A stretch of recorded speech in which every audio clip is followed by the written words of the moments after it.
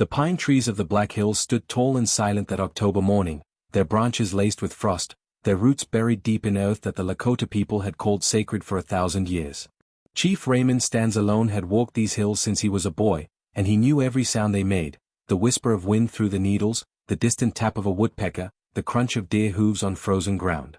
He had learned to read the forest the way other men read books, and that knowledge had never once failed him. But the sound he heard at just past 6 in the morning was wrong. It was thin and broken, barely human, like something caught between a cry and a breath. It came from the east slope, near the old creek bed that had been dry for 3 summers running. Raymond stopped walking. He tilted his head and listened with the full weight of his attention. The sound came again, quieter this time, as though whoever made it was losing the strength to keep going. He moved quickly. Raymond was 61 years old, but his body still remembered the mountains. He pushed through a wall of low juniper branches and climbed over a shelf of gray rock with the confidence of a much younger man. His breath came out in white clouds. His boots found the ground without hesitation. Every instinct he had sharpened into a single point of focus, aimed at that broken, desperate sound somewhere ahead. He found her in a shallow dip in the earth, half hidden by a fallen log and a tangle of brown grass. She was young, no more than 20, perhaps younger, and she was lying on her side with one arm stretched out in front of her as though she had been reaching for something. Her clothes were torn. Her dark hair was matted against the side of her face. And there was blood, far too much of it, soaking through her jacket and pooling slowly in the frost beneath her. Raymond dropped to his knees beside her. His hands moved before his mind could catch up, pressing firmly against the wound at her side, feeling for a pulse at her neck. Her skin was ice cold. Her lips were pale and cracked. But her pulse was there, weak, irregular, and terrifyingly slow, but there. She was alive. Barely, but alive. "I have you," he said, his voice low and steady, the way he had spoken to frightened animals all his life. "You are not alone. I have you." Her eyes fluttered. They were dark brown, glassy with shock, and they struggled to focus on his face. She opened her mouth. The word that came out was not a name, not a place, not a call for help. It was a single syllable, hoarse and broken, that Raymond could not immediately understand. He leaned closer. "Say it again," he whispered. "I am listening." She said it again. This time he heard it clearly. The word was, them. Raymond felt the hairs on the back of his neck rise. He did not ask who she meant. Not yet. There was no time. He pulled off his heavy outer jacket, wrapped it around her as tightly as he could without moving her more than necessary, and reached into his chest pocket for his phone. He had 2 bars of signal, barely enough, but enough. He called emergency services first. Then he called his nephew, Thomas, who lived 20 minutes away and owned a truck wide enough to navigate the forest road. Then he stayed exactly where he was, pressing his jacket against her wound, talking to her in a low and steady voice, keeping her anchored to the world by the sheer force of his presence. It took 22 minutes for help to arrive. Raymond counted every one of them. And in that time, lying in the frost with a stranger's blood on his hands and the cold pressing down around them both, he began to understand that what he had stumbled onto was not an accident. The wound at her side was not from a fall. The bruises on her arms were not from the trees. Whatever had happened to this young woman in these sacred hills, someone had done it to her deliberately. And that word she had spoken, them, told him that whoever was responsible might still be very close. He did not move. He did not call out. He kept his eyes moving through the trees and his voice calm and soft, and he held on. Because that was what the situation required, and Raymond Stands Alone had never once in his life failed to give a situation exactly what it required. The helicopter landed in the clearing 3 miles south, and from there a team of paramedics reached them on foot, crashing through the undergrowth with a stretcher and a kit bag and urgency written across every one of their faces. Raymond stepped back when they arrived and watched them work with the quiet attention of a man who understood the value of staying out of the way. They cut away her jacket. They pressed pads against the wound. They spoke to each other in the clipped, efficient language of people trained to function in chaos. Within minutes, she was on the stretcher and they were moving. Raymond walked behind them all the way to the clearing.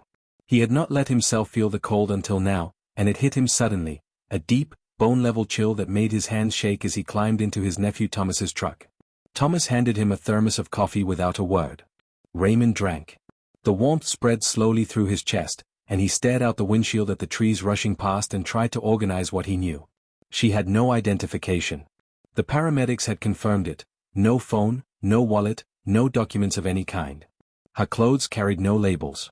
The paramedics estimated she had been lying in those woods for somewhere between 4 and 8 hours, which meant she had been there since at least 10 o'clock the previous night.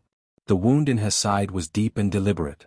One of the paramedics, a woman named Darla who had worked the region for 11 years, had caught Raymond's eye for just a moment and given him the kind of look that said she had seen wounds like this before, and they were never accidental. At the hospital, Raymond sat in a waiting room and answered questions from a deputy sheriff named Cole Briggs, a man in his late 30s with tired eyes and a careful way of listening that Raymond respected immediately. He told Cole everything: the sound, the direction, the position of the body, the words she had spoken. Cole wrote it all down in a small notebook. He asked Raymond to describe the wound as precisely as he could. Raymond described it. Cole's jaw tightened slightly, though he kept his expression neutral. "You said she was reaching toward something when you found her," Cole said. "Did you see anything in that direction? On the ground, in the grass, anywhere nearby?" Raymond thought about it. He had been so focused on the girl that he had not looked far beyond her. But now, pulling the memory back with care, he realized there had been something. A small dark shape in the grass, about 2 feet from her outstretched fingers. He had registered it and filed it away without examining it, the way the mind sometimes does when it is overwhelmed with more urgent data. "There was something on the ground," Raymond said. "Small. Dark. I cannot tell you what it was." Cole nodded and excused himself. Raymond heard him speaking quietly on his radio in the corridor. When he came back, his expression had shifted, not dramatically, but enough for Raymond to notice. Something Raymond had said had confirmed or connected to something Cole already knew. The girl remained unconscious through the afternoon and into the evening. The doctor said the wound had narrowly missed a major organ. She had lost a dangerous amount of blood. She was stable, but fragile. Raymond stayed. He was not entirely sure why. He barely knew her, had never seen her before in his life. But he had held her in the frost while her pulse flickered, and that created a bond he did not feel right about breaking until he understood what had happened to her. At 7:15 in the evening, a nurse came to find him in the waiting room. The girl was awake. She was asking for the man who had found her in the woods. She did not know his name, but she described him: older, calm, wearing a red shirt, Lakota, and the nurse had known immediately who she meant. Raymond walked into her room slowly. She was propped up against pillows, pale as the hospital sheets, and 4 in her arm and a monitor beeping steadily beside her. She looked even younger than he had first thought. Her eyes, when they found his face, held something he recognized: the specific gratitude of someone who understands they came within a breath of dying. "You stayed with me," she said. "Yes," Raymond said. She swallowed carefully. "They are going to come back," she said. "You need to know that. Whatever you think happened to me out there, it is bigger than it looks. And they will come back." Raymond pulled a chair close to her bed and sat down. "Then tell me," he said quietly. "Start from the beginning. And do not leave anything out." Her name was Maya Forstar. She was 19 years old, and she had grown up on the Pine Ridge Reservation, not far, as the crow flies, from where Raymond had found her bleeding in the frost. She had left Pine Ridge 8 months earlier, following a man she had believed she could trust, and everything that had happened after that departure had been a slow, terrible unraveling of every safety she had ever known. She told Raymond the story in pieces, stopping when the pain became too much, continuing when it eased enough to let her speak. Raymond did not interrupt. He did not express alarm or disbelief or pity. He simply listened, the way his grandfather had taught him, with his full body, his full attention, and the understanding that the person speaking needed to feel heard before they could feel safe. The man she had followed was named Derek. She had met him at a community event, charming and confident, offering a life in the city, promises of work and stability. Within 3 weeks of her arrival, she understood what kind of work he meant. She was housed with 4 other young women in a rented property on the outskirts of Rapid City. Their movements were controlled. Their phones were monitored. They were moved between locations frequently, never staying long enough in one place for anyone outside the operation to notice them. Maya had tried to leave twice. The first time, she had been brought back within 6 hours. The second time had resulted in the wound Raymond had found pressed against the frozen earth. She had run into the Black Hills because she knew them, had hiked portions of them as a child, had a rough sense of the terrain. She had believed that if she could get deep enough into the woods, they would not follow. She had been partly right. They had followed her to the tree line but no farther, perhaps afraid of becoming lost themselves, perhaps afraid of witnesses. She had made it half a mile into the trees before the blood loss had taken her to the ground. "There are others still in the house," she said, her voice tightening. At least 3. Maybe more by now. He moves girls through quickly. Keeps them scared. Keeps them owing him things. She closed her eyes for a moment. You have to understand how alone you feel inside something like that. Like the world has forgotten you exist. Raymond was quiet for a long moment. Then he said, "The world did not forget you. I found you." She looked at him with an expression that was too complex to name, gratitude and grief and something that might, given time, become the beginning of hope. Cole Briggs returned to the hospital at 9 that evening with a second officer and a woman from a victim advocacy organization. They spoke with Maya carefully, asking questions that were precise and respectful. Raymond sat in the corner of the room at Maya's insistence. She had said she would only speak with the police if he stayed, and nobody had argued.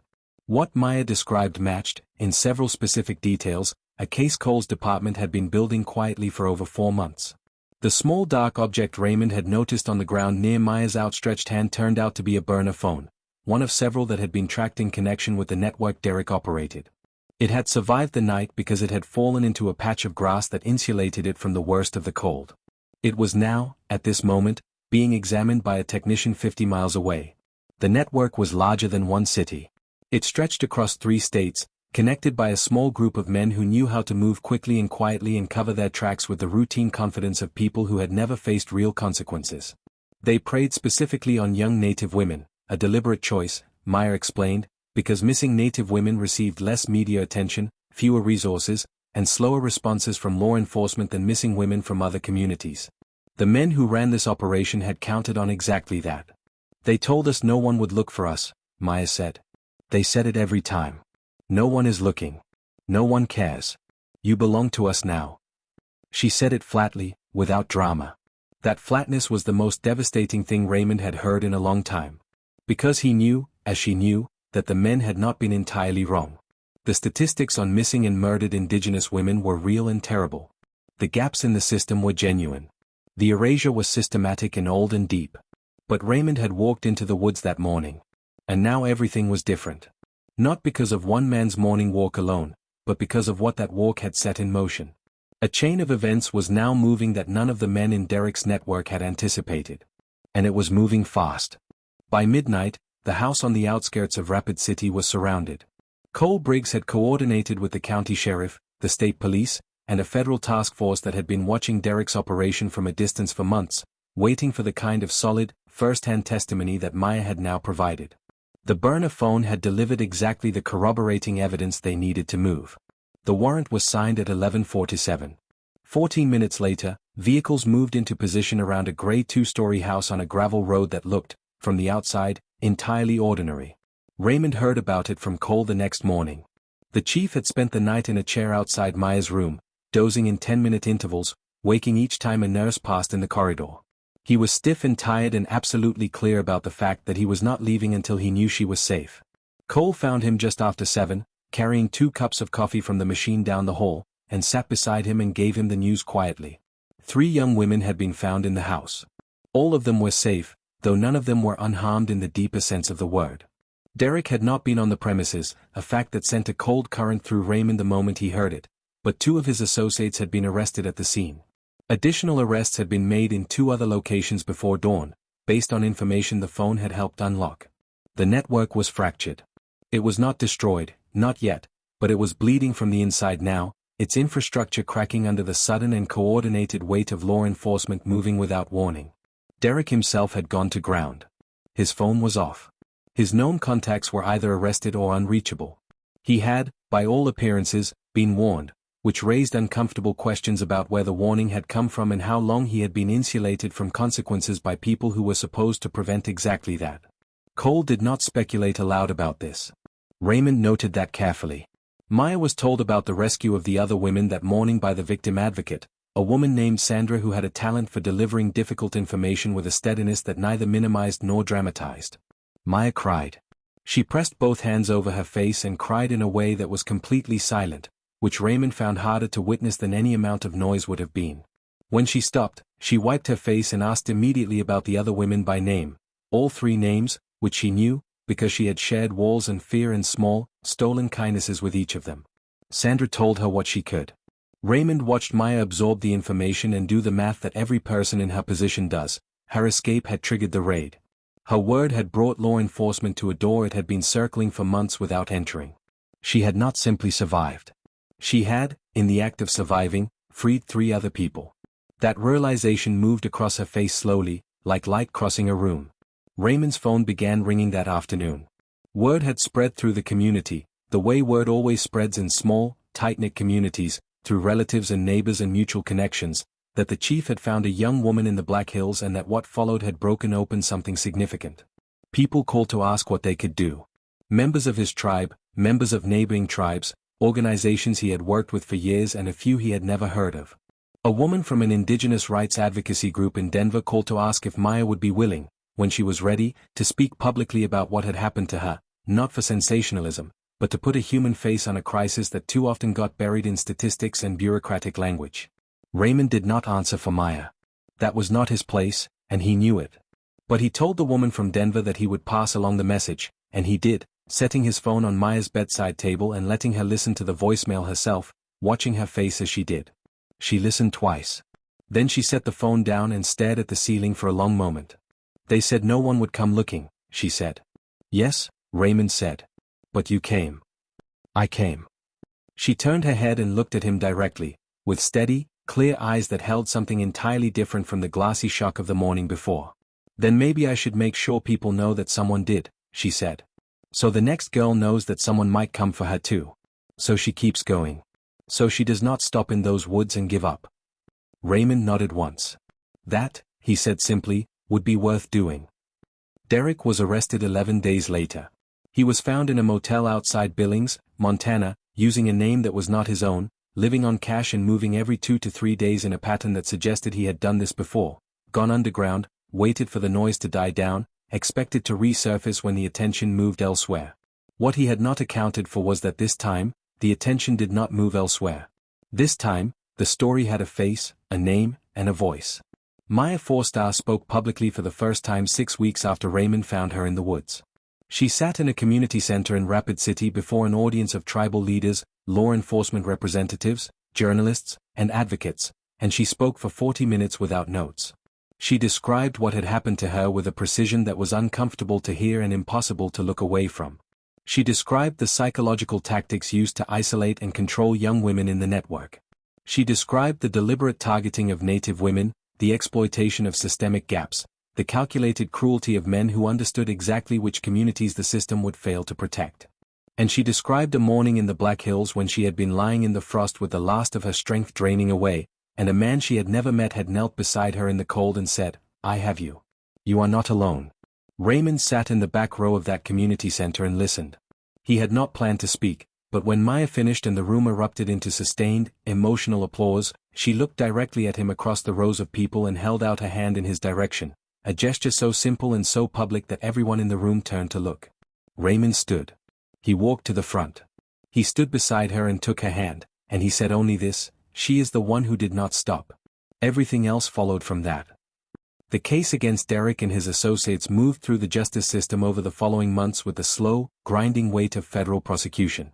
The charges were serious: trafficking, conspiracy, assault, and several counts that the district attorney had worked carefully to ensure would not easily be reduced or dismissed. 2 of Derek's associates agreed to cooperate with prosecutors in exchange for reduced sentences, and the information they provided expanded the scope of the investigation considerably, reaching into contacts and operations in 2 additional states that investigators had not previously connected to the network. All 3 women rescued from the Rapid City house recovered, physically, and, with time and support, in the deeper ways that take much longer and cannot be measured by any instrument other than the person themselves. One of them, a 22-year-old named Carla, became a certified counselor 18 months later, working specifically with trafficking survivors. She credited Maya's courage with giving her a framework for her own. Maya and Carla spoke on the phone every week, without exception. Raymond returned to the Black Hills the following spring, to the exact spot where he had found Maya. He went alone, in the early morning, in the same kind of cold that had been there that October dawn. He stood beside the fallen log in the tangle of brown grass and looked at the place where she had lain with her arm outstretched and her life almost spent. The frost was there again. The pines stood silent around him. Everything looked exactly as it had. He stayed for a while. Not praying, exactly, though prayer was not entirely absent from the stillness he held in that place. More listening. More of what he had always done in these hills, paying attention. Acknowledging that this land had given something back. That something had called him in this direction on that particular morning, and that he had been awake enough to listen. He thought about what Maya had said at the community center, that she hoped some other girl out there, in some other impossible moment, would hear about what had happened and keep going. Would not stop in the dark and surrender to it. Would hold on for one more minute, and then one more after that, because sometimes that is all the margin needed.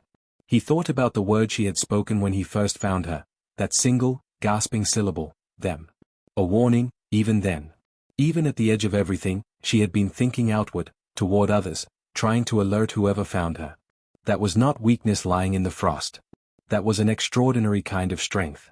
The sun came up over the black hills slowly, spreading gold through the pine needles, warming the frozen ground by degrees. Raymond stood in it and let it reach him. Then he turned and walked back through the trees, unhurried, certain of his footing, listening to the sounds the forest made and reading them the way he always had, the way his people had always done. Everything the woods had taken, on that October morning, the woods had, in its own time and its own way, given back.